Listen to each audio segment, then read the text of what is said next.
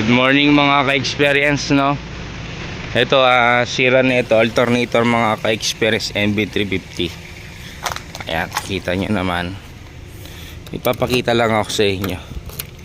NB350 na to mga ka-experience. Ayan. Ayan. Taas natin yung bangko nya. Teka lang, taas ko lang. Ayun yung makina niya mga ka-experience, no. Yan yung alternator nito, nasira yung bearing niya, maingay. So pinalitan na namin, no. Ayan.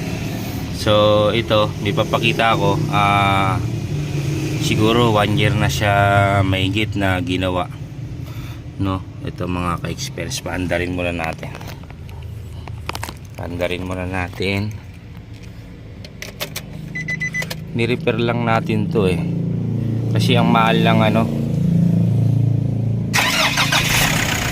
Ayan. Ayan. Wala nang maingay, tahimik na.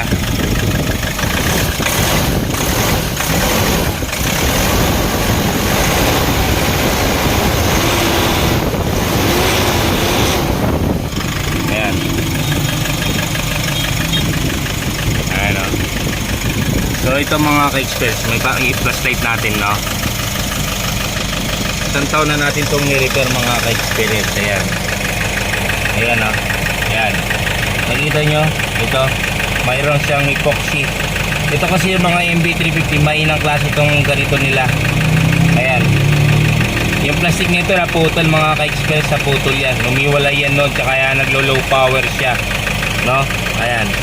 Ang ginawa ko dyan mga ka-experience, nilagyan ko ng yan mga ka-experience ng fiber. Tapos minaitiban ko siya mga ka-experience. Tapos in-steel epoxy ko siya. Ayan.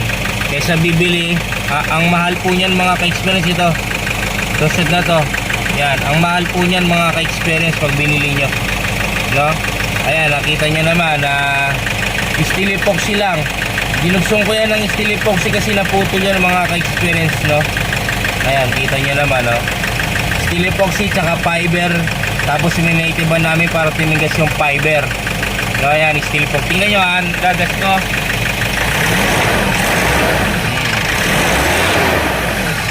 Ayan, no.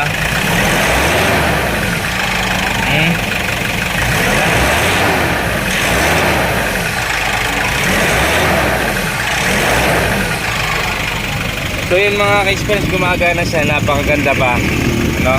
Pag mo lang ginawa natin yun nawala yung pagka low power niya mga ka-experience, no? Ayan. So yan mga ka-experience, pinakita ko lang sa inyo yung ginawa natin, isang taon na mahigit yun. Kasama din ang alternator kasi nasira tong alternator noon. Sinama din natin yun mga ka-experience, no? I-repair natin, no? So yan, hanggang dito na lang. Maraming salamat sa mga nanood mga ka-experience. At least sayang kasi kung bibili tayo ng bago, kung pwede pa naman siyang i-repair. Kita nyo, isang taon na siya mahigit. So kung bibili ka, nakapag-ipon ka pa ng pera mga ka-experience, no? O, kita nyo naman, ayan, tahimik siya, wala naman warning sa dashboard. So yun, hanggang dito na lang mga ka-experience. Maraming salamat po.